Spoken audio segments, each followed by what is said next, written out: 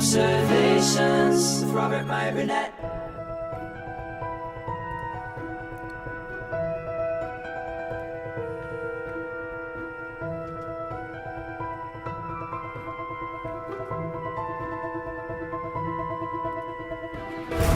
Well, greetings, imagination connoisseurs. Once again, it is I, your Duke of Dope Discourse, your master of fun and wonder, your viceroy of verisimilitude, your sommelier of sci-fi and cinema, your evangelist of the imagination, and, of course, your existential Mr. Rogers. That's right, me, Robert Meyer Burnett, and I am Robcasting at you, imagination connoisseurs, you members of this, the Post-Geek Singularity community. This is Robservations, episode number 706.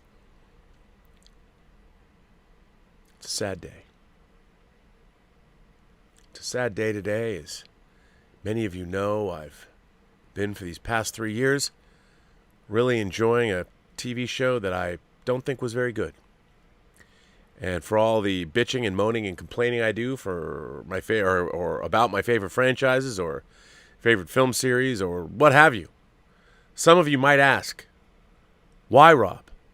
Why would you want to watch a show that you didn't think was particularly very good?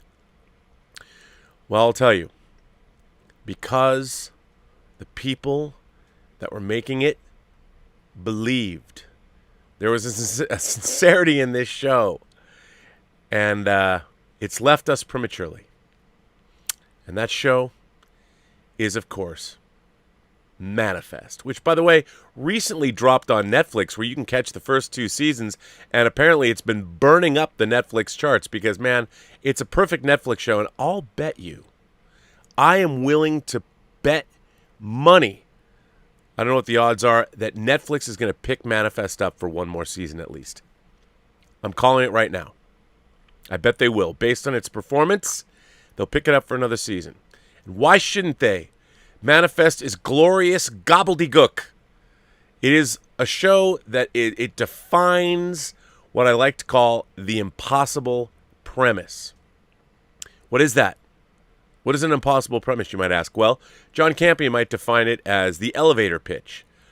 When you find yourself in an elevator with a network executive, the highest-ranking network executive that can actually greenlight. By the way, you might notice I'm missing part of my glasses. I broke them when I came out here. I need to find another pair of these cheap-ass glasses. I'm sorry I broke these. I just ordered more. But so you're stuck in an elevator with a network executive that can greenlight your project, and you pitch the idea, and it's so compelling based on a few sentences that you have to make the show. That's what that's what you want to do with any pitch. You want to go into a room and dazzle somebody with your bullshit pitch. And if you can do that, hey, you get a deal, you get a deal, you get a deal, y'all get a deal. Manifest was like that. For those of you who might not know anything about Manifest, here's the elevator pitch. So, a plane carrying tourists leaves the Bahamas, takes them home to New York, where the plane lands, seemingly without incident. When the passengers disembark, there's a bunch of people marveling at them, and they discover, much to their surprise, that their plane landed 5 years after it left. The people on the plane, just this regular flight from the Bahamas to New York. But for everyone else, this plane was declared missing, and all these people were declared dead half a decade ago. There's your mystery. What happened to them? What happened to the plane? How can they reacclimate to the world? What if your loved ones, what if you were married and suddenly your wife or your husband, your spouse, they think you're dead. They've moved on with their lives. For you, it's been the afternoon. You have no idea. You go home, you see the loved one the love of your life, presumably, with someone else. What do? A lot of compelling stuff there, right? Oh, wait. There's more. Not only did these people have that kind of trauma, which could be the basis for any good drama series, very Twilight Zone-esque, right? No.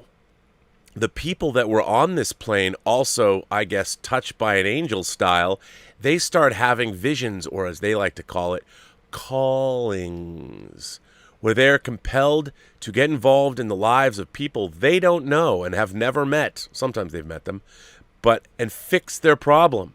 Somebody might need a job. Somebody might need help from committing suicide. Who knows? But some cosmic switchboard is now keyed into the people that were on this flight and is telling them to go help people. That was pretty much the first season. I mean, my God, talk about a network show. And then, of course, throw in government conspiracies, prophecies, ancient prophecies, people that randomly show up that also traveled through time but not on the plane. Stuff, it's just, and why I call it an impossible premise is, the premise is too outlandish to ever solve. You can't solve the problem. You can't explain why the plane disappeared.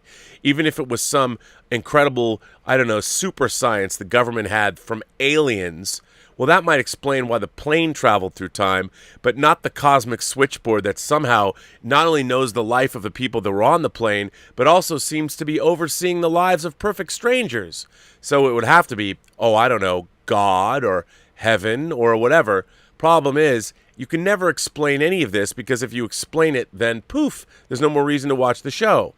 So we get involved in the lives of the people that were on these planes and the people that want to know why they were on those planes and all kinds of goofy stuff. And the show just got more and more ludicrous as it went along, making no sense at all. But, you think, like the show Lost, perhaps The X-Files was the granddaddy of shows that started all of this. Hell, you might even be able to go back to Twin Peaks. But Twin Peaks didn't have a totally impossible premise. It had a reasonably normal premise that kind of got more impossible as it went along.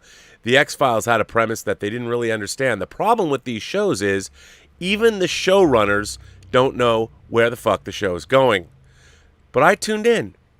Why did I tune in? Because I knew from the get that this show had an impossible premise, and I just wanted to see how outlandish and wacky it would become. And wacky and outlandish it did become. And I have to say, I was there for it. You know why? Because I liked all the characters, and I liked all the actors. They were so convincing. The gobbledygook and the bullshit that they had to say, the lines of dialogue that came out of their mouths, they said it with such earnestness. The SAG should give the cast of Manifest a special award for not cracking up during every take. For all I know, they probably did. But the show was utterly ridiculous. I mean, you name it. Same-sex lovers. I mean, just all out of the blue. You want to court the LGBT crowd? We got you covered. You want to cover the Twilight Zone crowd, the soap opera crowd, the crazy psychic kid crowd, the Da Vinci Code prophecy crowd? Whatever you wanted, Manifest would eventually get around to figuring out what it was you needed, and it was all things to all people. It wasn't good. It wasn't particularly well written, but by God did they have conviction, and so did that cast. Nicely made show. Great locations. They shot a lot of location stuff outside, people wandering around on street corners, that kind of thing. I was there for it, and I'm sorry to see this show go. I really am. I mean, I wasn't surprised. I was surprised it lasted. After the end of season 1, I'm like, come on, this show's never going to come back. Oh, it did. And season 2 did not disappoint. It got even wackier. And boy, oh boy, season 3 went even further. My God, I hope that every one of the people involved with this show has a much longer career ahead of them. God bless you all. Your gobbledygook was some of the best gobbledygook, but I knew it couldn't last. So last night, Greg Evans shared the bad news on Deadline. 7:35. Oh, actually, that's the here it is. No, Greg Evans didn't. Nelly Andriva sent us the bad news June 14th at 9:50 p.m. So I love this. Like, Deadline picked it up. What did they do? Did NBC did they have some big argument and wait till the last minute and decide maybe we can get this in on a slow news day and people won't notice? Well, I noticed. So at 9:50 p.m. last night, the news dropped. Manifest canceled by NBC after 3 seasons. Oh my God, what a shocker. Exclusive. NBC has opted not to renew the Missing Plane drama series Manifest. Oh, but it was so much more than just a Missing Plane drama. For a 4th season. I mean, they even had prophesized death days in this movie, in this series. Come on, man. The decision came down Monday night, just hours before the options on the cast were to expire. Can you imagine what I would have given to be a fly on the wall at NBC? I mean, the decision came down Monday night. You know, these executives were sitting around a table going, no, we can't let this go. We just let Debris go. The event only ran one season. Please, somebody was, I want to believe that somebody was in the room going, I want to believe the showrunners lie when they said they had a 6-season story arc. No, you didn't. You lie like that. But that's one of the reasons. I knew they were lying. We all knew they were lying, but it was okay. 6 seasons, but you guys canceled it. What I would have given to be in that room, if I'd known it was happening, I would have called him up and I said, hey man, can I come in with my cell phone and just film this monumental moment? There must have been, I can only imagine the crying. It must have been a filibuster. It must have been like the GOP in Congress just talking. You know, maybe somebody, maybe if the GOP would have put their powers behind Manifest, it would still be here. They could still be filibustering right now, but they didn't. You know, I don't know. I'm just sad. Anyway, Manifest from Warner Brothers TV and Universal TV was the highest rated on linear among NBC's 4 bubble shows. Can you imagine? You're the highest rated of all the shows that are about to be canceled. By a wide margin, especially in total viewers. Of the 3 Debris, Zoe's Extraordinary Playlist, and now Manifest have been canceled. The remaining series, Good Girls, is looking good for renewal. Wait a minute. It was the highest rated, and Good Girls gets the renewal, but Manifest doesn't? What is wrong with this planet? We're going to hell in a handbasket. The environment's just going to hell. Global warming is happening. We're in the midst of it right now. And Manifest is gone. Manifest was conceived by creator Jeff Rake and was sold to NBC with a 6-season plan that had been mapped out. Bullshit. If Jeff Rake actually had a 6-season plan mapped out, I will eat my shorts live on this show if he can prove to me that there was a document from 3 years ago that had his entire plan laid out for Manifest, because by God, this show had no plan, which is part of, this was, you can't tell me the Cylons were behind this. That plan and fans' 3 years of devoted following will fall through unless another network platform steps in to pick up the series following its NBC cancellation. As is the case with all high-profile series, Warner Brothers TV is expected to look for a new home. Netflix, where Manifest debuted last Thursday, immediately shooting up to number 3 in the U.S. before taking over the top spot, could be a possibility. Hey, come on, Netflix. Come on, you gave us another season of Designated Survivor. You need to step up to the plate, and you need to give us another season of Manifest, goddammit. Call up Jeff Ray. Call him up right now. Tell him I said so. Say, yo, Jeff, booby, you get at least one more season to wrap this shit up, son. As is the case with all high-profile series, Warner Brothers TV is expected to look for a new home. Netflix, where Manifest debuted last Thursday, immediately shooting up number 3 before taking over the top spot. Could be a possibility, but there have been no formal conversations yet, I hear. While he was devastated by NBC's cancellation decision, Manifest creator Rake remained hopeful that the series could continue elsewhere. Jeff Rake tweeted, "My dear manifestors," that's, you know what? I'm a manifester. I'm a manifester par excellence. I've done an episode of the show before. I'm devastated by NBC's decision to cancel us. That we've been shut down in the middle is a gut punch, to say the least. Hoping to find a new home. You, the fans, deserve an ending to your story. Thanks for the love shown to me, the cast, and the crew. Save Manifest. My fucking God, I want everybody out there right now to go out, hashtag Save Manifest, and tweet and say Robert Meyer Burnett on Robservation said to save Manifest. And please, I extend an invitation to this show, to Mr. Jeff Ray. Come on this show. Let's talk about this show. Let's talk about Manifest. Look, man, I interviewed David Goodman, the president of the WGA. You know what? I'm going to call David. I'm going to have him get me your number. I'm going to call you up, Jeff, and I want to bring you on this show. We're going to talk Manifest and why it should be saved. Because by God, for such glorious gobbledygook deserves an ending. We are having conversations with Susan. Warner Brothers Television Group Chairman Channing Dungey told Deadline last month during interviews with TV studio chiefs about Upfronts 2021. Pardon me. I can't even. I'm in a state of rapture of this. We would love for the show to continue on NBC. Manifest which premiered in September of 2018, focuses on Montego Air Flight 828, which landed safely after a turbulent but routine flight. The crew and passengers were relieved, but in the span of those few hours, the world had aged 5 years, and their friends, families, and colleagues, after mourning their loss, had given up hope and moved on. Faced with the impossible, they're all given a second chance, but their new realities become clear, a deeper mystery unfolds, and some of the returned passengers soon realize they might be meant for something greater than they ever thought possible. Spoiler alert, in the 2-hour Season 3 finale last week, one of the main characters in the series, Grace, played by original cast member Athena Karkanis, was killed off. Ben, Josh Dallas, and Grace's son, Cal, Jack Messina, returned but had inexplicably aged, and in the last seconds of the finale, Gupta saw the entire 828 airliner appear abruptly at Eureka with its pilot inside before just as quickly disappearing for a classic cliffhanger ending. I mean, my God, now God is playing around with an airplane that already blew up, by the way.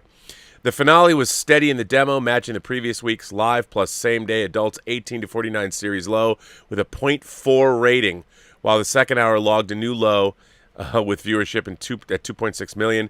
Manifest stars Dallas, Melissa Roxburgh, Jara Ramirez, Luna Blaze, Messina, Praveen Kaur, and Matt Long. The series is produced by Warner Brothers Television, Universal Television, Campari Entertainment, and Jeff Rake Productions. Jeff Rake, Jack Rapke, Jackie Levine, and Len Goldenstein are the executive producers. Listen, I got to tell you, Mr. Rake, please come on the show. Let's talk Manifest. I just want to fucking know what's going to happen. I want to know if you had a plan. I don't think you did. I have many questions about the plotting of this show, and I think you should come on. And then, of course, the obligatory next story. Don't think that we're done yet, because we're not done yet. Don't think we're done yet, because we're not. We're not. There's more to talk about here, and here it is. The Manifest cast responds to cancellation. Now, you know, because we live in the age of social media, we can bully people into renewing our shows, and by God, we should. When it comes to Manifest, we need to step up to the plate, people. We need to make sure we get this just amazing show back. Manifest cast response to cancellation. Save Manifest. Greg Evans, June 15th, 7:35 a.m. this morning. Manifest cast members Luna Blaze, Parveen Kaur, and Garrett Waring took to Twitter after Deadline broke the news last night that NBC will not renew the Missing Plane drama series for a fourth season. In my feels tonight from all the love and support, tweeted Blaze, who plays Olive Stone in the series. She followed her comments with an airplane emoji and the hashtag #SaveManifest. Kaur, who plays Sanvi Bal, wrote simply, by the way, she's unbelievably beautiful, so I want to see more of her. She's going away now. Maybe she'll be in something else, but, I mean, you got to have Sanvi back. Come on. I have some thoughts, but in the meantime, hashtag #SaveManifest. Tweeted Garrett Waring, who plays TJ Morrison, beyond happy to have been part of the Man Fam. I mean, listen to all these names, the Man Fam. This show wouldn't have been complete without you guys, and I'm so honored to have been a part of this flight with you all. Thank you for loving TJ with all you got. It means more than you know. Hashtag Manifest. After series creator Jeff Rake tweeted last night that he was devastated by NBC's cancellation decision, yet remained hopeful that the series could find a new home, the show's writers' room responded, "Amen, let's find a new home." My God, you know why the writers' room of Manifest needs to find a new home? Because I can't imagine any of them getting hired anywhere else. No, I kid. I love you, Manifest writers. I'll tell you one thing. I can honestly say this. Your show over 3 seasons has been 10 times more enjoyable than 3 seasons of Star Trek Discovery and 1 season of Star Trek Picard. And I would imagine I'm going to be able to add Strange New Worlds to that list soon. So, by God, you writers, you should be damn proud of yourselves. As a matter of fact, why don't you call Alex Kurtzman and start your own goddamn Star Trek show? Because I guarantee you, whatever you come up with, it's going to be way more entertaining than what we've been getting for or from Star Trek since, 2009.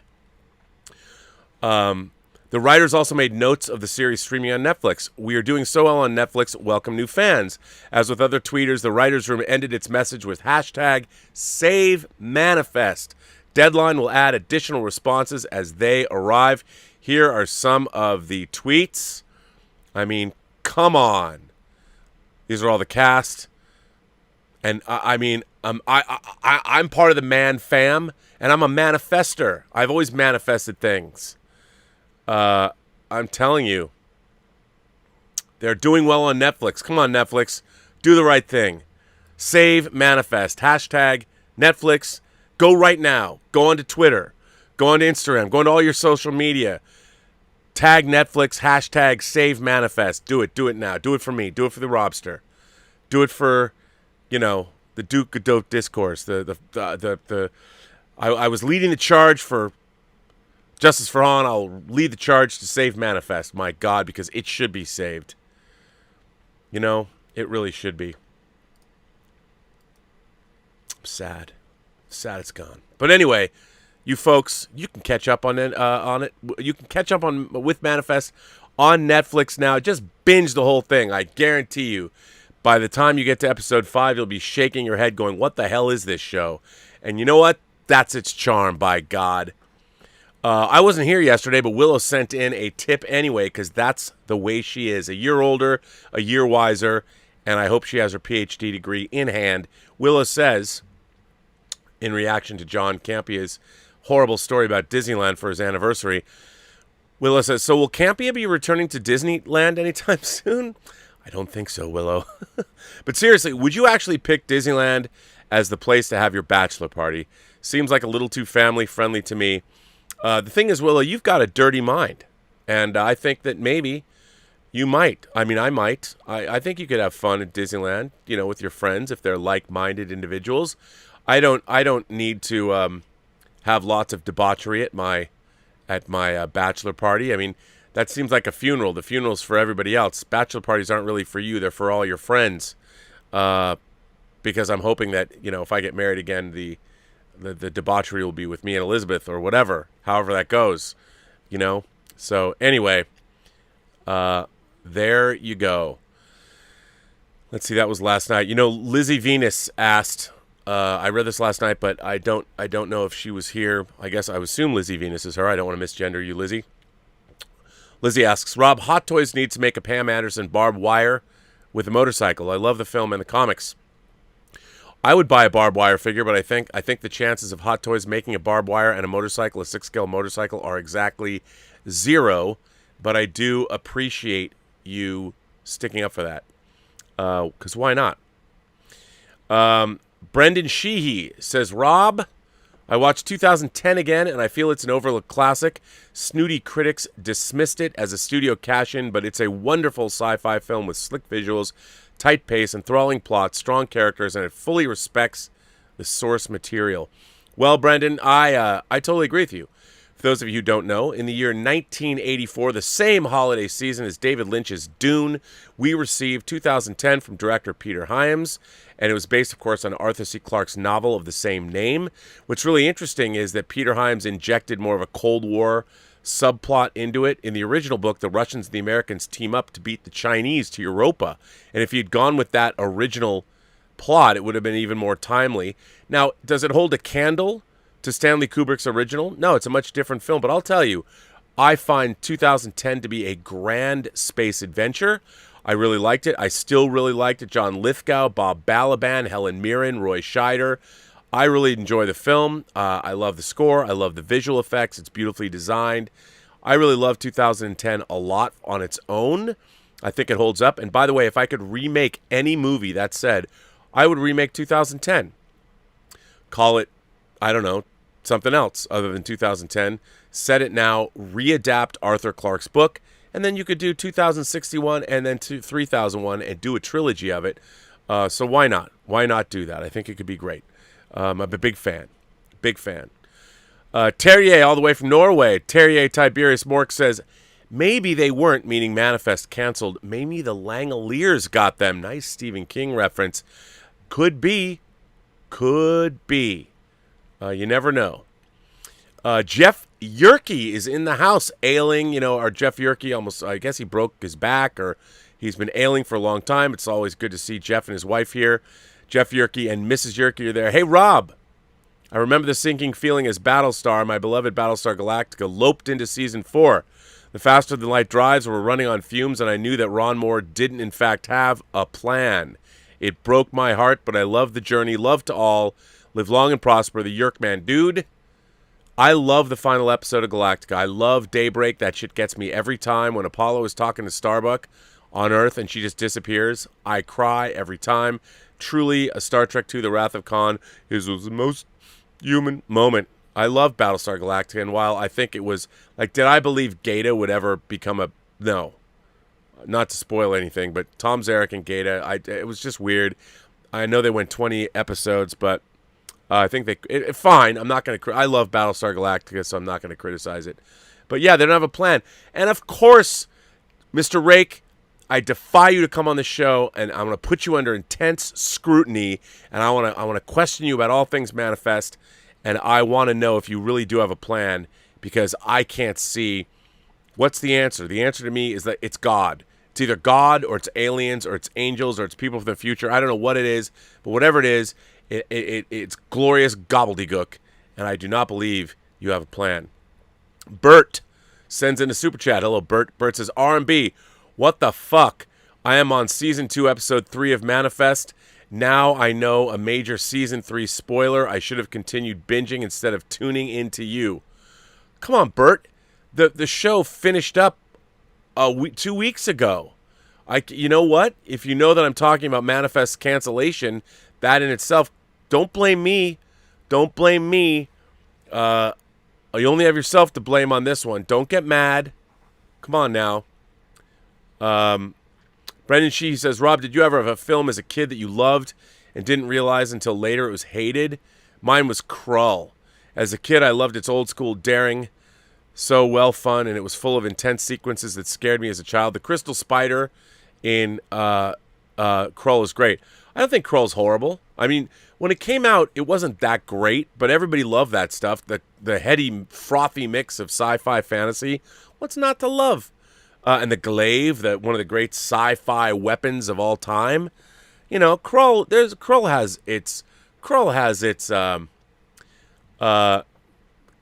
its place.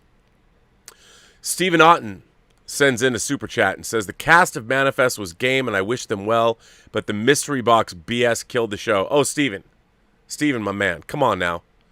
Mystery box. This wasn't a mystery box. This was like a mystery CERN collider. You know, this thing, mystery box, there was no mystery box. There was no mystery. This thing was all over the place. This was a mystery ocean. And every episode they went in different directions. This mystery box, they blew that mystery box up when they pitched the show and figured out, we've got to figure out what we're going to do. They had a pilot and that's all. They made up all that shit. It's just ridiculous, but you're not wrong. You're not wrong. I'll tell you, you're not wrong. Stubble, I want to say that the tips and the super chats were from last night's show. I skipped over those. Those are from last night's show. Willow's I missed, so I had to go back before that. But I will go back and I'll make sure that, these are from, oh, wait. You're right. I jumped ahead. You're right. I apologize. I was wrong. Willow's in here first again. So Willow says, very sorry to hear that your beloved Manifest has been canceled. Would you like to take a moment to wax rhapsodic about your favorite things that happen on the show? Well, you know what? Bert's already made me feel guilty. So you know what?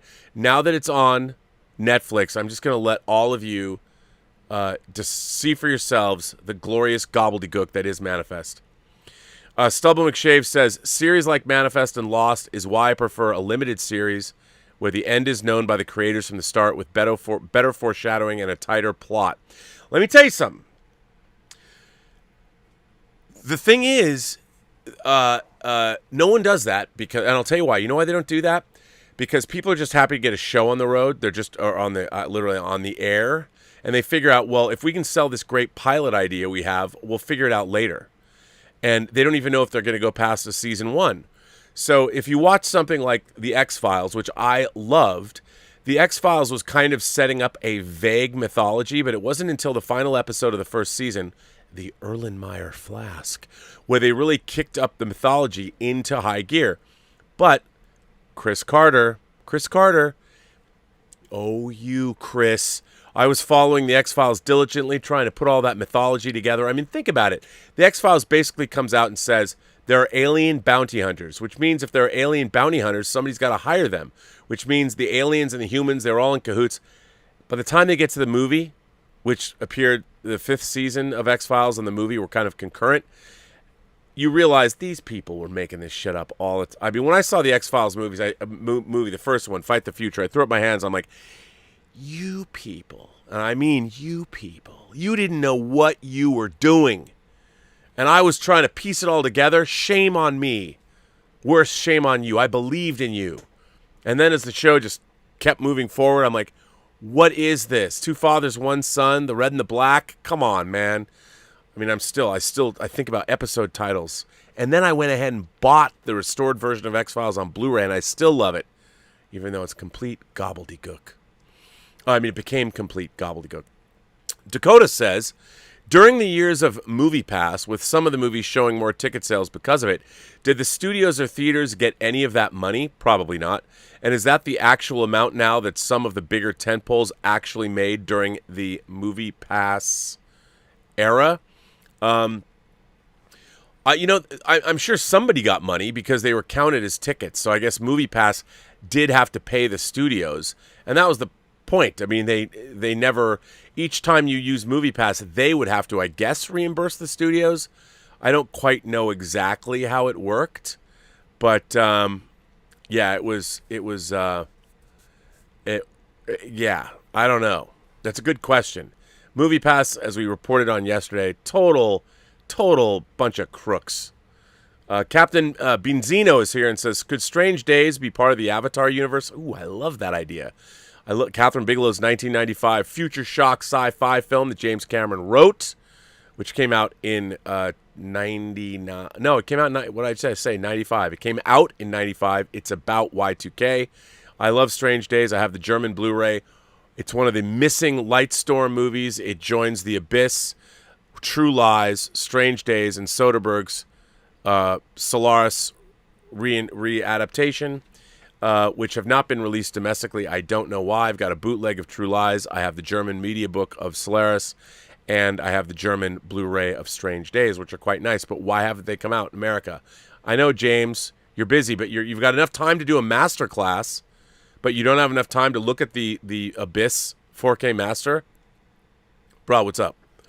What's up with that? Steven says, Stub McShave says, I like his festive mania over the cancellation. You know, if I find, people are always asking me, what's your secret of happiness? I even find happiness in when something bad happens. I can find the silver lining.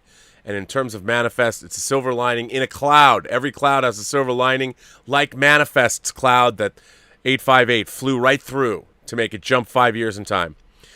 Terrier, Tiberius Moore, comes in with another super chat and says, would you like more? What would you like more? A new X-Files movie or season 2 of Millennium? Well, there was 3 seasons of Millennium, Terrier. And season 2 is quite good. Ladder, please. Frank Black Forever. There are 3 seasons of Millennium. Did you only watch 1? Because you've got 2 more to see, buddy. How excited are you? Although, admittedly, Millennium was another show that kind of let me down, to be honest. There's a lot of good stuff in there. The first season is almost like, it's like somebody saw 7 and said, let's do that as a series. So they did. Yeah.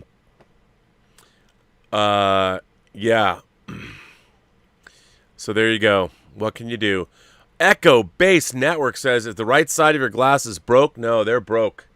Or does that side have some sort of predator cloaking device? Laugh out loud. I should have said that from the beginning and made people believe it. Also, check your Facebook direct messages after the show, brother. Keep up the good work. Well, Echo Base Network, I very much will. Love you guys. So, thanks for the super chat, sir. I very much appreciate it.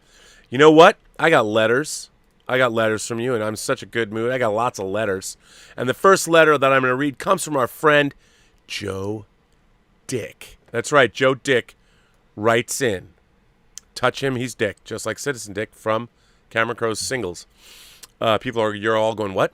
Hi, Rob. You were talking recently about historical accuracy in movies. Greater accuracy will always add greater verisimilitude. I agree. We don't need to be consistently aware of the details. A viewer knowing nothing of the history in a historical movie will still benefit. It's the same principle behind world building and fantasy. In The Lord of the Rings, people who haven't read the additional material still benefit from it. The story flows from it. They benefit from the consistency of world building. Get the history wrong, it throws off the world building. If you're working through some math equation and you make a mistake early on, it could throw everything off, and you end up with some wildly incorrect result. But if nothing else, professional pride should be enough to want as high a level of accuracy as possible. That and the challenge of maintaining that accuracy while telling a great story. Accuracy should never come before story, but also don't throw accuracy out the window at the drop of a hat. I still love Braveheart and Gladiator, but for both, I believe a greater accuracy in history could have made the story better rather than detracting from it. I'm not sure what it adds for William Wallace to be the secret father of Edward III. We didn't need Commodus to commit patricide or to want to bang his sister. He was enough of a douche already. Commodus was already the chosen successor. No one else was ever considered. Commodus could still have betrayed Maximus. A popular, victorious general could still have been the threat he'd want to eliminate. The story says virtually the same. In a movie about a gladiator, we want a high body count. In reality, gladiator deaths were rare. They were expensive. This is an area where strict accuracy could be dispensed with. I want to see that high body count. Adhere to the spirit of the law rather than to the letter of the law. Get the world they live in correct, and you can change some details. This was the approach in HBO's Deadwood. They changed details like modernizing swear words for a purpose, since the period-accurate swearing was all religious minced oaths like "gol darn" and "consarn it," and they do things like, you know what? Can you imagine Ian McShane saying "gol darn" and "consarn it" rather than just cocksucker and motherfucker? It wouldn't have been as good. And they do things like having certain historical figures know each other who wouldn't have. But the world they inhabited felt very real and seemed pretty accurate. In Once Upon a Time in Hollywood, for Rick Dalton's character, director Sam Wanamaker wanted Rick's look to be 1869 meets 1969, but nothing anachronistic, just Old West with a modern flair. In Deadwood, the facial hair was also modern. A character with a walrus mustache might have struggled to seem heroic. There's the argument that we would have a hard time rooting for characters who are too alien to us and believe things we now find reprehensible. Maximus would have owned slaves, but wasn't he a douche anyway? He was a general in a Roman army playing his part in maintaining the empire, and yet I'd still root for Maximus. A standard justification for dispensing with accuracy is that it's a movie, not a documentary. Okay, fair enough. I'd also say that's not a reason to just not worry about accuracy at all. Braveheart just seems lazy. I love the battle scenes. I love the fighting in Gladiator. We don't want to be pedant, sure. We don't want to put the history before the story. Pedants, not pendants. We don't want to get bogged down with getting all the details right. One of the creators of the TV series Sherlock said that sometimes with historical versions of the character, they can get a bit fetishistic about the Victorian details, presumably at the expense of story and character. But the story should flow from the history. World building isn't just for fantasy and science fiction. Sometimes the changes are harder to fathom. In Mr. Turner, director Mike Leigh made Turner a rapist when he wasn't. Huh? Why do that? In Braveheart, I could accept the anachronism of the Scots wearing kilts at a time when they didn't wear kilts, but they wear them wrong. I didn't notice, but why not get that right? The historical advisor for Gladiator, Kathleen Coleman, asked to have her name taken off because they just didn't listen to her. And why have an advisor? She's the foremost authority on gladiators then and now. Maybe part of the problem is getting the experts involved too late in the game. Get them involved when you're just at the brainstorming stage. The more remote the history, the less people will care about accuracy. Accuracy in a World War II movie is probably easier to achieve and matters a lot more to people. Inaccuracy in Saving Private Ryan would have been rightly seen as disrespectful. It's sort of like how the woke mobs will tear down statues of Civil War guys or take down the picture of the Queen from an Oxford college, but no one is throwing a statue of Marcus Aurelius in the Tiber or whitewashing the Sistine Chapel ceiling. And then, personally in Joker, I found the attempt to recreate the 1970s to be a bit unsettling for some reason I can't put my finger on. I rewatched Taxi Driver recently, and you can see how all the details, even the writer and director and everyone else, were unaware are there because it was a contemporary movie and not a period piece. Well, I think Joker actually was a period piece. I think it takes place in the 80s, right? To recreate the world faithfully is unbelievably hard. Even the most accurate sword and sandal movie might fail if we had a time machine and could show it to an ancient Roman. Well, that's my case as best I can put it.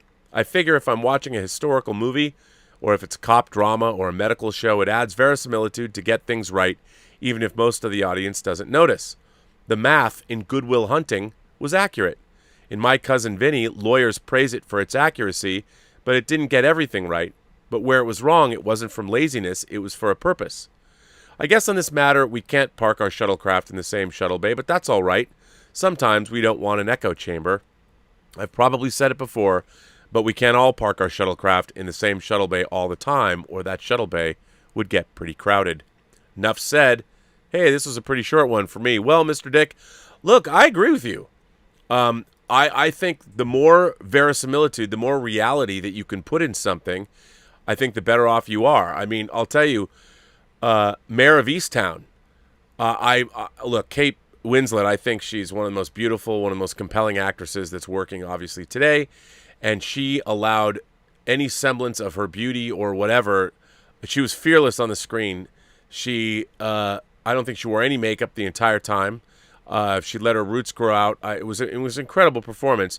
But because she was able to do that, it was peak verisimilitude, and it showed, I mean, how many actresses in the world would do something like that. But I think the more accurate, like when you get into the nitty-gritty of procedures, whether it's cop procedures or lawyer procedures, I think you don't have to go overboard because ultimately, as Hitchcock said, drama is life with all the dull bits cut out. So you cut out the dull bits, but the more realistic things are, the authenticity, I think the better off you are, and there is more verisimilitude. I like historical accuracy. I know when things like Gladiator were written and the idea of Commodus and Marcus Aurelius was not exactly what happened, I understand they're doing that for dramatic effect, but like you said, I think Braveheart could have leaned more into its historical accuracy. I think you can work around those things.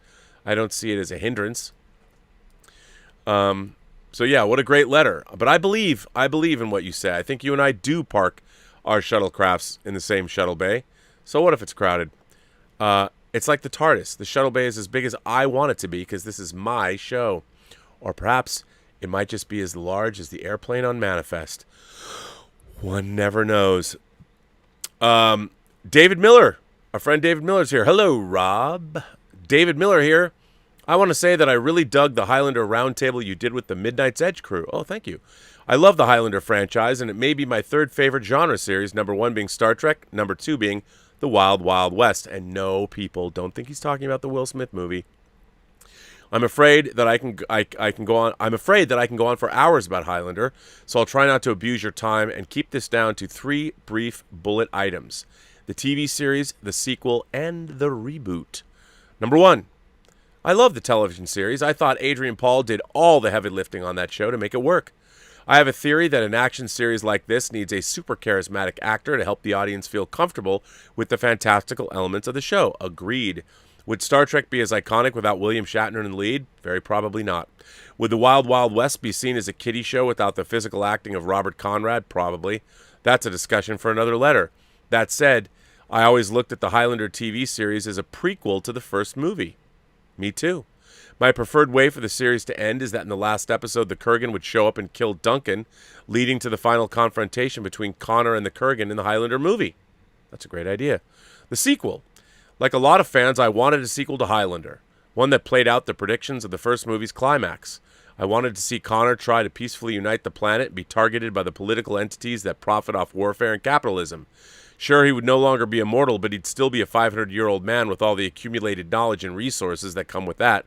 He would also have to adjust his fighting style to the fact that he could be killed by gunfire or other lethal forces, and I think there would be an entertaining learning curve there for the audience to witness. Of course, anything would be better than what we got in the actual sequel. The reboot. Rob, you, Andre, the Toms, and the Drinker thoroughly went over the pitfalls of doing a relaunch of Highlander. The only suggestion I could make would be to switch the script and have the Kurgan actually win the final battle. However, the gift of the quickening actually imparts enlightenment to the Kurgan, and he realizes he has wasted his long life in wasteful murder. He is tortured by this realization and dedicates himself to the betterment of mankind. He could also do some kind of 12-step atonement to his surviving victims. Could you imagine Clancy Brown performing that role back in the day? Awesome. Well, that's it. I know not every fan loves Highlander as I do, but I get the feeling that every IP is going to get a second chance during the streaming wars. Me, I'm looking forward to the Quark relaunch. Amen. Be well, Dave. Well, if you haven't ever seen Quark and you're a science fiction fan, what are you waiting for? Quark is literally Richard Benjamin, he of the original Westworld fame, directed by Michael Crichton. Richard Benjamin plays, I think it's Adam is his first name, Adam Quark, who is literally a space garbage man. I kid you not. If you haven't seen Quark, I'm sure there's something about it on YouTube. Check it out. Well, David, what a good letter. Oh, by the way, I want to mention 2010, The Critical Drinker dropped a video this week about 2010. I encourage everyone to watch it, even if you've never seen 2010. It's absolutely worth watching. So, David, thank you for that letter. You know what?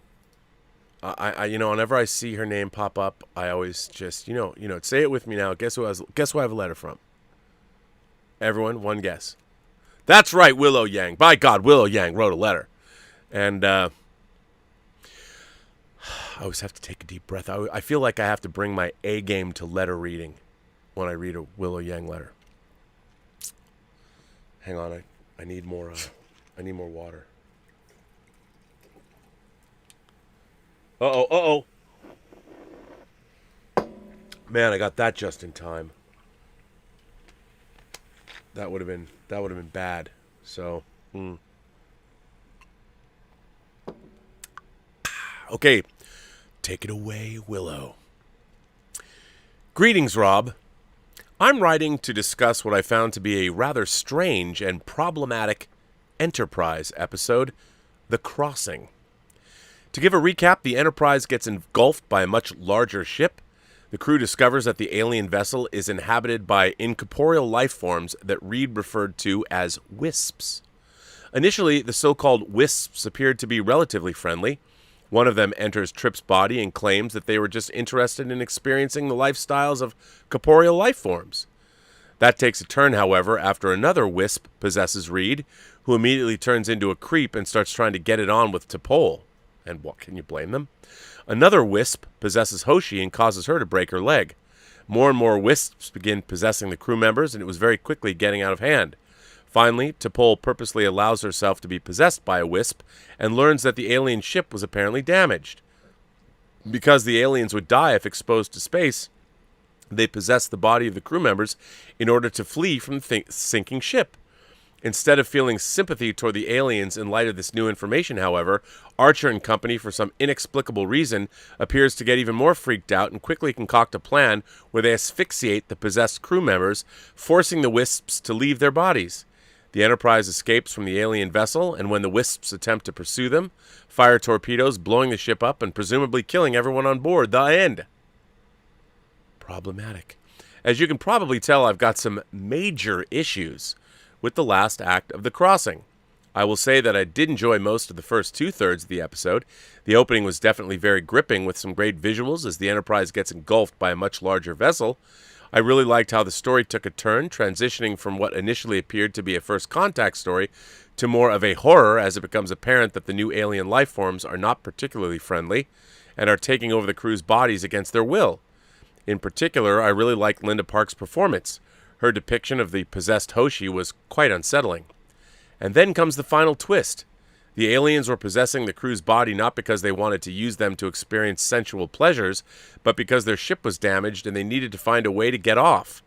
Now, I do think that the Wisp's actions, taking over people's bodies without their consent, essentially violating them, is definitely wrong and deplorable. However, the fact that they were actually being driven by desperation, by fear for their lives, should definitely also be taken into consideration when assessing the situation. And we can look at other Star Trek episodes for examples of similar scenarios. One instance is the original series, The Devil in the Dark, which initially presented the Horda as a monster that was terrorizing a mine and burning people alive, only to reveal that it, or rather she, is actually a sentient being who is simply trying to protect her offspring. There's also the other TOS episode, Arena, where the monstrous-looking Gorn annihilate a colony and kill a couple of redshirts, only for it to be revealed that they're sentient beings that are acting in self-defense after Starfleet unwittingly encroached on their territory. In both cases, once the main characters realized their reason for their enemies' reprehensible actions, they were able to immediately exhibit some level of empathy and understanding and attempt to negotiate and come to a reasonable agreement. Moreover, there were apparently hundreds of wisps on board the alien vessel, where only a few dozen have actually possessed or attempted to possess the crew. While there's definitely good reason to assume that most of the remaining wisps will inhabit a host's body if the opportunity presented itself, killing all of them as part of some preemptive action seems rather extreme in my opinion. After all, we don't know how many of them might be good people, clouds of consciousness, who don't actually want to hurt anyone. Now, I've seen some people say that it was because the incident took place during an earlier time in the Star Trek universe, prior to the creation of rules and protocols, that the characters would end up resorting to some reprehensible actions that are incongruous to later Starfleet values. I, however, don't agree with that excuse. It is very clear to me that Archer has exhibited a very strong conscience in past episodes that should have made the destruction of hundreds of sentient life forms utterly unconscionable unless every other avenue has been exhausted. Heck, just an episode earlier in Canamar, he risked his life and did everything he possibly could to save a guy who intended to crash the ship they were on and kill everyone on board. It's just very strange to me that, after finding out that the Wisp's ship was damaged and they were in grave danger, Archer didn't think to at least try bargaining with them, try offering to lend a help to fix their vessels so they wouldn't have to resort to inhabiting the crew's bodies to survive. Of course, the end result could have still been the same. The Wisps could have rejected his offer, their ship might have been too alien for the crew to repair, forcing Archer to make the horrible decision to kill them in order to save his own people. The fact that the idea never even appeared to cross his or anyone else's mind, however, is just bizarre to me. Ultimately, I found the crossing to be just a very bewildering episode. I really don't understand what the intent of the writers was. If they just wanted to create a creepy horror story, why did they decide to have the reveal that the Wisps' lives were actually in danger and they were acting out of self-preservation? If they were trying to pull off a twist like The Devil in the Dark or Arena, why didn't they follow through with it? Why did they have the Enterprise just callously blow up the alien ship, killing hundreds of sentient life forms, the vast majority of whom hadn't even done anything to the crew, without even attempting to negotiate or offer another solution first? The only thing they ended up achieving in the final act was making Archer and company look like giant dicks, and not the kind that I enjoyed gazing at. It's just not a good look for the main characters. Live long and prosper, Willow. By the way, Willow, nice. I love that you inserted a little sexuality into the end of that letter. Well done. I agree with you. I think this episode's incredibly problematic, and I've always hated the end of it.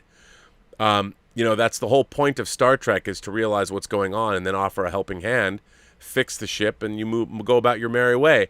As a matter of fact, you might have even had a character or a crewman offering to have himself up, so one of these Wisps could have stayed with the crew as sort of a cultural exchange. If they could eventually give back the crew member when they're done, they could have done something cool like that, kind of the way how Mr. Bailey stays with Baylock at the end of the Corbomite maneuver on the first Federation ship to check him out. I think that you're absolutely right, Willow. It was reprehensible. Did not like it. No. Bad Wisps, bad Archer. But yeah, it was abhorrent, to be honest, and it was very antithetical to what it's all about, to be honest. This question comes from our old friend Enterprise H, NCC 1701H. Filmmaker of Fate. Greetings! I've been wondering which message torpedo to launch, but I couldn't decide.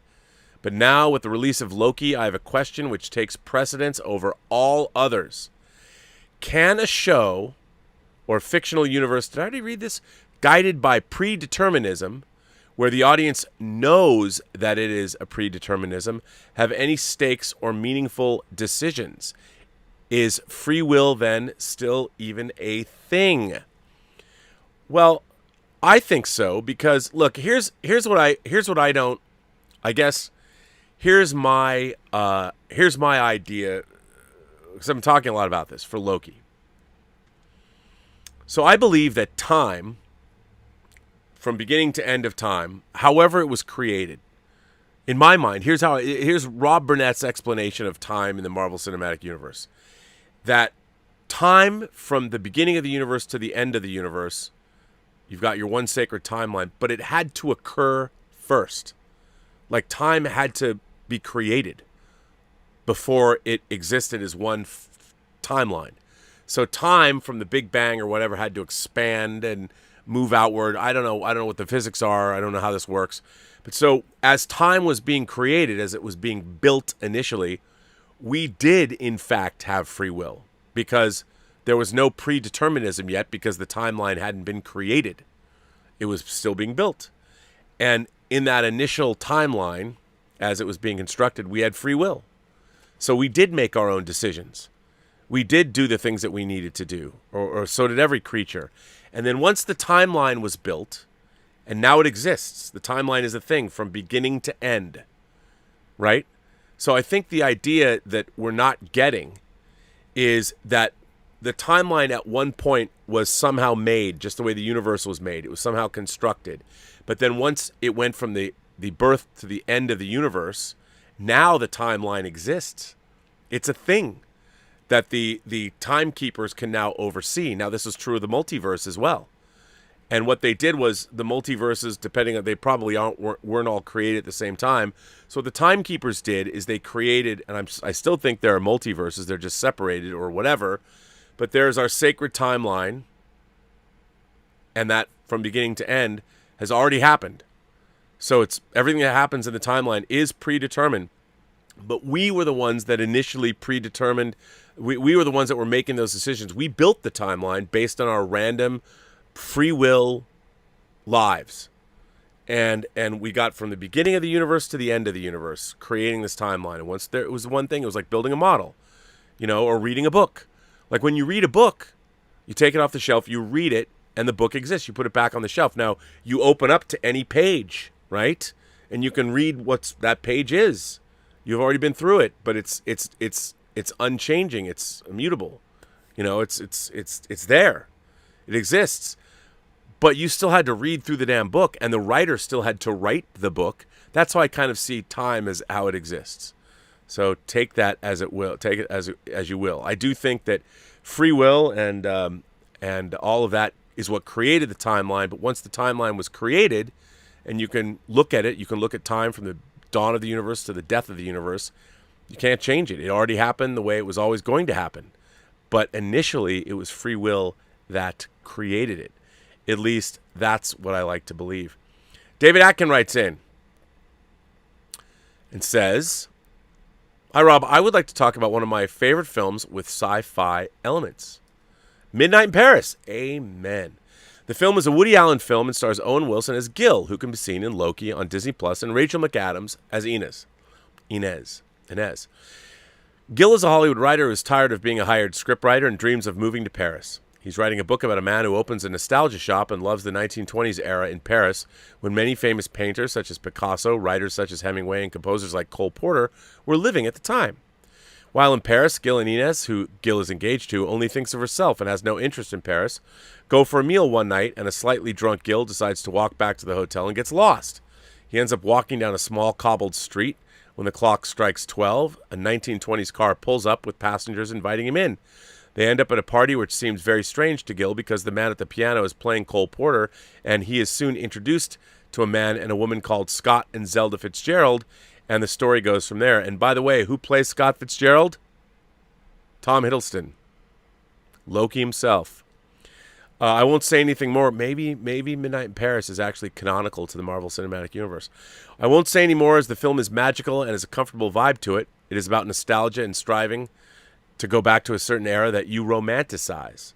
Another film with sci-fi elements is Richard Curtis's About Time, which Elizabeth showed me for the first time, starring Domhnall Gleeson and also Rachel McAdams. The men in his family can travel back to different points in their lives by standing in a dark place such as a wardrobe, and at first he uses this to try and fix a past mistake he's made with relationships as he's very shy. The film also stars Margot Robbie. The film is about moving on and then leaving the past behind you and making hard choices. Thanks for reading, David Atkin. Well, David, I like both of those movies. I think they're both great time travel movies with the travel but not the histrionics. I thought it was really, really good. I really enjoyed that. And yeah, I'm in. Martin Lawrence writes in. Hello, Martin Lawrence. Martin Lawrence says, letter for observations, and here it is. Greetings and salutations, Rob. I recently rewatched the classic Bruce Willis film, The Sixth Sense, and the whole film falls apart. I watched the film years ago and enjoyed the film, and while not blown away by the twist, I enjoyed it nonetheless. But on second viewing, that twist makes zero sense. He doesn't realize he's dead till the end of the film. Clearly, no one besides the child can interact with him.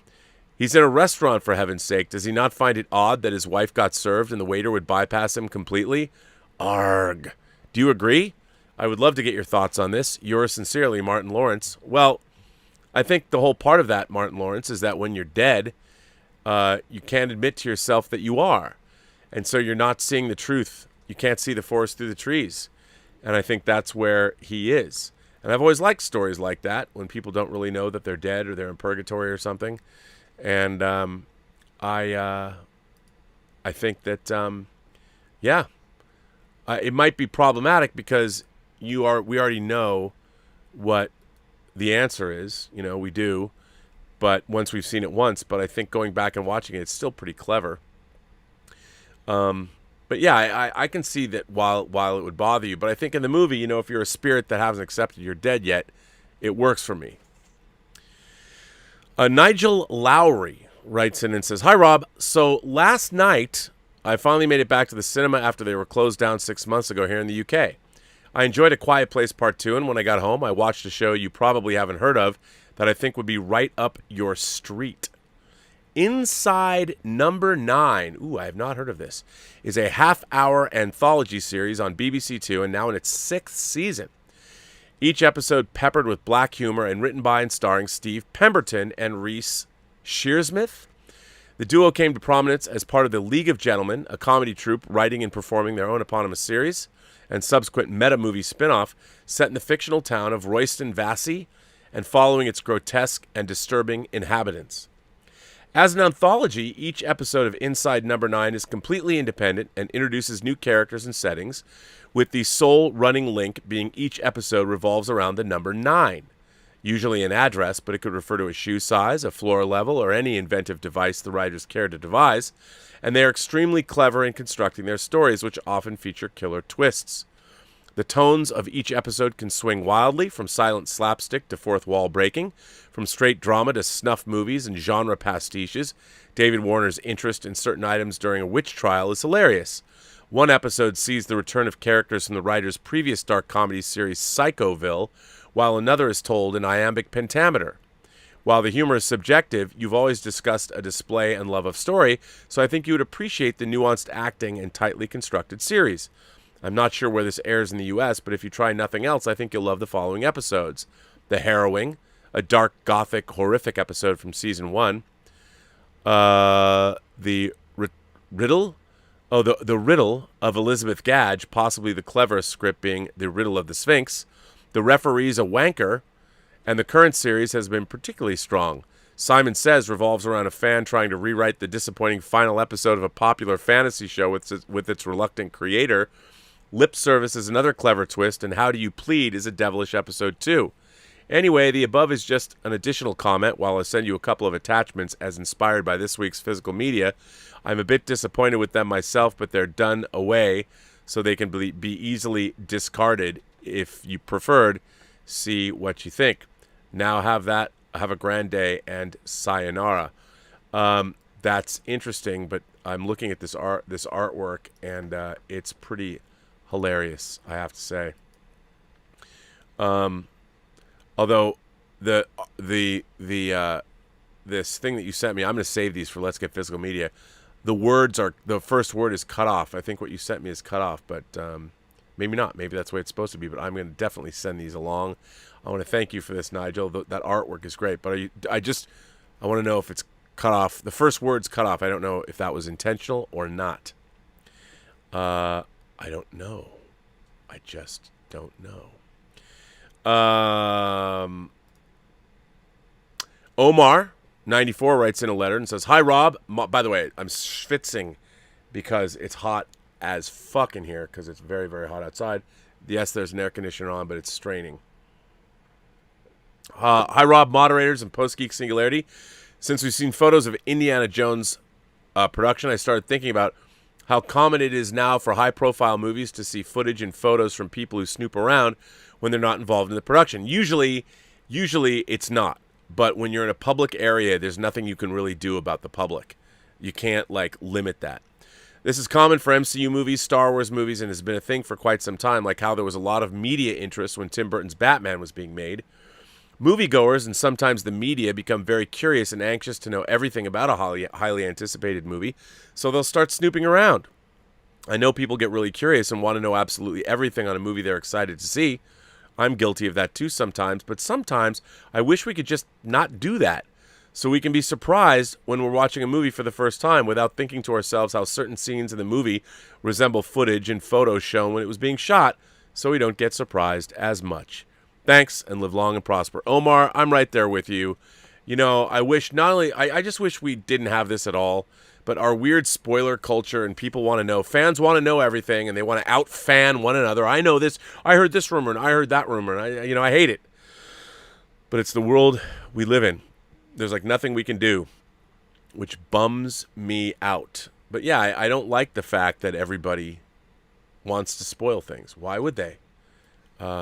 It's very, very frustrating, and I don't like it. I don't like it at all. But I agree. I agree with you. It's a bummer. So I don't know what to say. But you're right. I agree. I wish we didn't live in the spoiler culture. I wish that I can't not read it. I'm like, oh, a trailer? Click. I have to watch. I have to look at everything. I have to know. I can't not know. I don't like the fact that I'm that way, but it's just the way I am. And I don't like it. Let's jump back and see what you all are saying. Justin Toner's here and says, "Rob, brah. First, the ran 4K yesterday and the word today that Bigelow's Near Dark is coming in 4K. Your wish list seems to be becoming a reality for physical media. Also, Kino Lorber is putting out Dead Men Don't Wear Plaid in September with new special features." Wow. Who, Justin, is putting out Near Dark? I have 2 copies of Near Dark on Blu-ray, 2 different, a German media book and the domestic release with the Twilight cover. Let's see who's putting it out. Near Dark 4K. Near Dark 4K UHD. Well, maybe I don't have the Near Dark Blu-ray detailed. AV Forums. Wait, Zavi US? Oh no, that's not. I don't know where is that on Digital Bits? I need to find out. Does Bill Hunt have this information? I need to know. Wow, I don't know. Okay, well, I'll take your word for it. The Columbia Classics Volume 2 4K set. Ron, which is, of course, pre-ordered. True Romance is coming out. Dune. We got a lot of great stuff coming out. So, Justin, I am with you. Terria goes on to say, "Stupid money usage. I mistyped. Meant Season 4. You should mean Season 4, damn it." All right, Terria, you've redeemed yourself. You're like, come on, man. Don't you? Although I kind of would have liked it if you only thought there was one season of Millennium, and I got to tell you that there was more. Justin Toner says, "Oh, and I got my copy of Godzilla vs. Kong in 4K today, Rob. And Vinegar Syndrome emailed me and told me my haul from their sale is finally shipping to me. It was a good day for physical media. Yeah, I'm supposed to get Basic Instinct tomorrow. Woohoo!" Yes. So that's exciting. To be honest, I did not order Godzilla vs. Kong. I probably should. I should get it in 3D. Because why not? I should have that. Writes in and says, "Hey, R&B, congratulations on Tango Shalom winning a certificate of outstanding achievement." Yes, we won a certificate for outstanding achievement at the Brooklyn Film Festival for Best Screenplay. So that's pretty cool. Thank you for that. I know you went to that screening, so you were there. You saw history being made. There might be, by the way, there might be some news about distribution for Tango Shalom that I can share with you maybe in a couple weeks, but it's exciting. Says, Kate Winslet looked good even dressed down, and her performance in Mayor of Eastwood was commendable. She'll probably get a nomination for this one. Oh, I think she's got that one in the bag. She was amazing. I think you're absolutely right. My good friend Mike, Mexican Iron Man, is here. He sends in a super chat. Mike says, no, say it isn't so. Manifest gone. I'm as brokenhearted as I am relieved. I don't know how or where or if I will survive, since I was addicted to where the story was not going. Help me, Spock Rob. Well, all I can say, Mexican Iron Man, is that you and I, of course, park our shuttlecrafts in the same shuttle bay. And somehow, I know it's going to be tough. I know it's going to be a long road, and there's going to be long, dark nights of the soul where we're going to be looking inward and asking ourselves, why me? I know it's going to happen, but we're going to have to get through it. And listen, I think you and I will be able to get through this together. I think we'll be able to comfort one another if the pain gets too great. I'm here for you, man, as long as you're here for me. And if Netflix doesn't renew Manifest for at least the season 4, we're going to have long, dark nights of the soul. And as long as you're here for me, buddy, I'm here for you too. Hashtag Save Manifest. Brandon Sheehy sends in a tip and says, Rob, I think it's high time they created a streaming show centered around the acting strengths of... Show? Yep. We could see what you were looking at on the computer, and you exposed some private information. Oh, I did? Oh, well. That's bad. Yeah, that's bad. Okay, goodbye. See ya. I didn't even know that. Well, there you go. See, it's the private information. What can I say? Don't use it against me. Let's see. Terrier says, you know what landed in my mailbox today? Sharon Stone and her Meow in 4K. Oh, man. Are you guys telling me that you got that? By the way, I'll have to cut that out of the show, so don't tell anybody. Well, that's fantastic, Terrier. You got it, but I didn't. Of course, it had to come further. It had to come from the UK. I get it. Rob, I know, Ash Chowan says, Rob, I know you're quite the cunning linguist. Hey, listen, man, I would never presume to say whether or not I'm a cunning linguist. I know I might have said it before, but really, it's kind of like what I used to say about artists.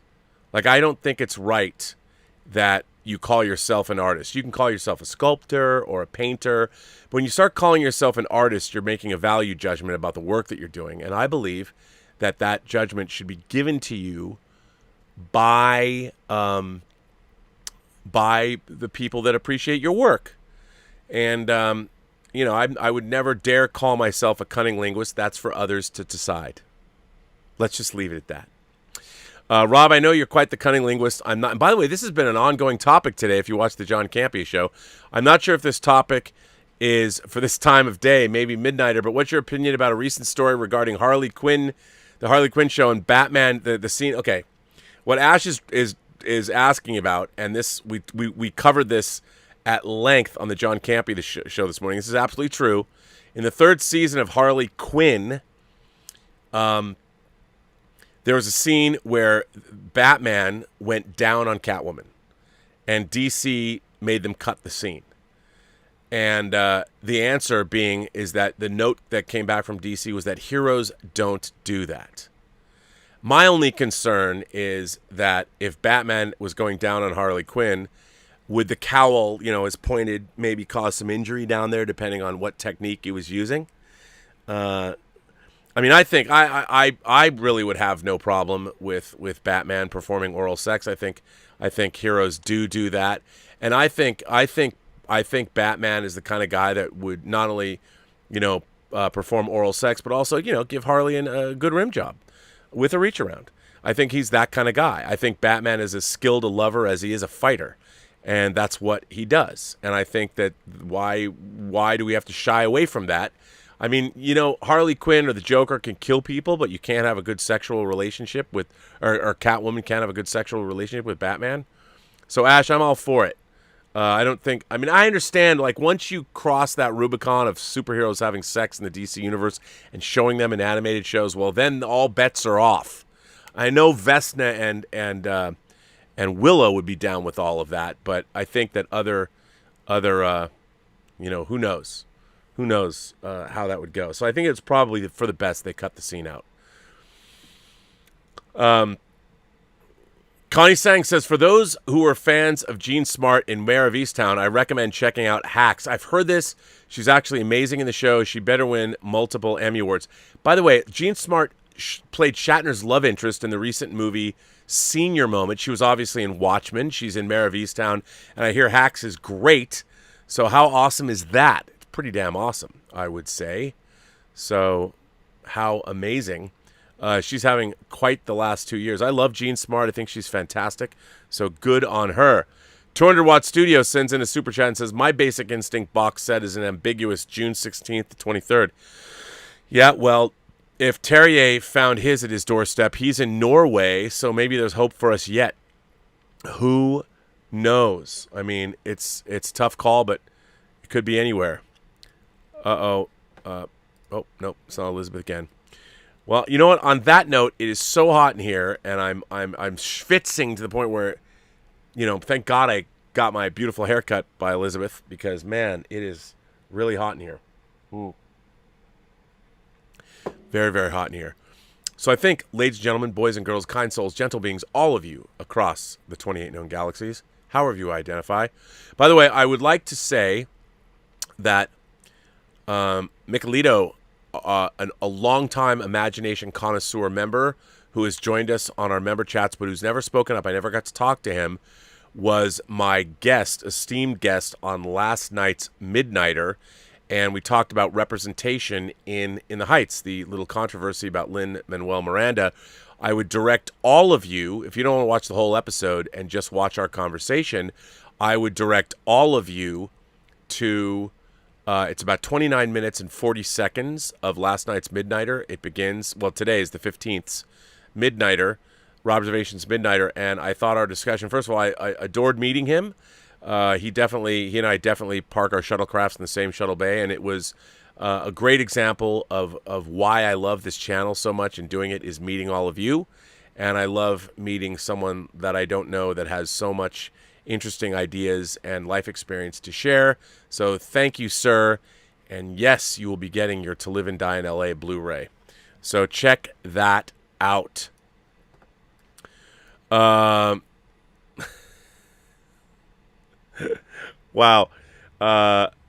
STFU Inc.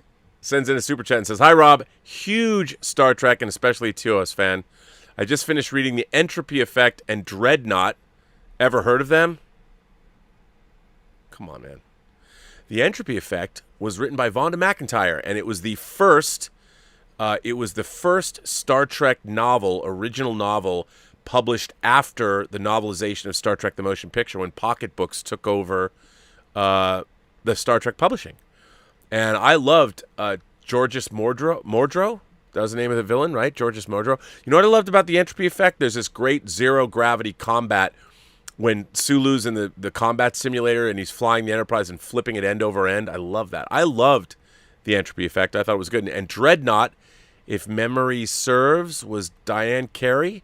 And the thing about Dreadnought is it began the whole Mary Sue controversy with Star Trek novels. But yes, I've owned every Star Trek novel published by Pocket. Let me let's see, where did it go? If I may, if I'm going to pull out a pocketbook, if you want. Now, I'm not saying this is the end-all, be-all of Star Trek fiction. It's not. But if you want to go back and read early 80s Star Trek fiction, which is really, really good, this book, Blackfire by Sonny Cooper, is a hoot. And I recommend, look at that Boris painting. How good is that painting? I think you should read this book. If you like Star Trek novels, please do. So, STFU Inc. Stub McShave says, the Batman and Catwoman scene sounds more like fan fiction. Well, they were going to get married, so, you know they were bumping uglies. I mean, come on, you know what a turnout it is when instead of playing furry, they get to be real superheroes. Like, can you imagine? Catwoman's like, I really get to fuck Batman, and Batman's probably like, I get to do Catwoman. I'm sure it was mutually beneficial for everyone.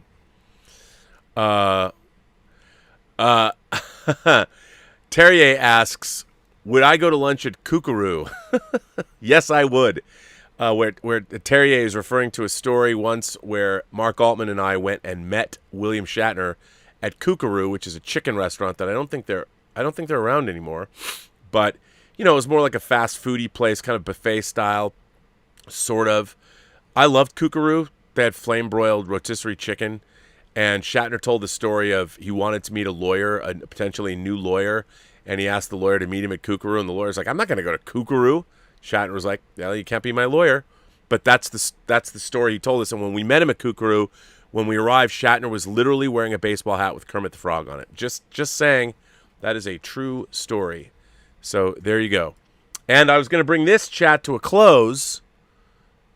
This is episode number, Robservations 706. I want to thank you all for being here. I want to thank everybody for supporting the channel generously through super chats and tips. Thank you so much. If you want to write me a letter, please write me a letter at the Burnettwork.net website.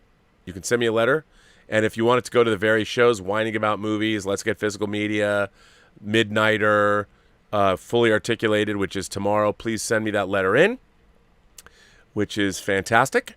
And I'll have more letters tomorrow, including wrote in a review of New Order, which I'll be reading mañana. So there you go. And I want to thank everybody for being here. And remember, every person you meet has a story to tell that you have yet to hear. All you have to do is listen. And you know what else story? If you haven't heard it, you can now hear it on Netflix. That's right, Manifest. Seasons 1 and 2. I'm sure season 3 will be there soon enough. But join in on the fun, kids. Join the mirth-filled mayhem that is Manifest, and realize you're watching someone make this shit up as they go along.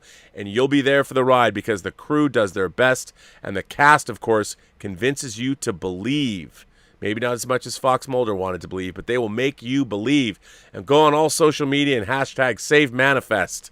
Come on, Netflix. Put up the money. I don't think you're going to give the money for 3 seasons so we can get the end of the story. But let's see if the writers can stop making shit up. And Jeff Rake, you have an open invitation to come on this show, sir. And if you don't believe I'll do a good job interviewing you, there's other interviews on the Burnettwork you can watch. I would direct you to Brian Fuller's interview and to David Goodman, WGA President David Goodman, who's also an executive producer on The Orville. We had a good time. I will treat you fair, and we will have a great conversation about your show. Save Manifest. Come on, man. Come on, Jeff Rake. Come on this show. Thank you. And on that note, I want to thank my moderators, Justin Toner, Joshua Levesque, Louise X. Sparrow. I love saying that. Elizabeth Bell, moderator. Darren Seeley. Gregory Smith. My God, moderators in the house today. So thank you all. But I'd go longer because I'm in a good mood. But man, it is hot. It is hot today. Very, very hot today. So on that note, I already said everything I'm supposed to say, didn't I? I will just invite you back here. We'll do a Midnighter tonight. God knows what's going to happen on tonight's Robservations Midnighter. And then, of course, tomorrow I'm on the John Campea Show. And then, of course, we are doing Fully Articulated at noon. And then, ladies and gentlemen, then we will be doing Robservations and then another Midnighter. My God, we're streaming all up in this hizzle. So thank you. And on that note, I will say, have a better day. And don't forget, make me proud, go watch Manifest on Netflix.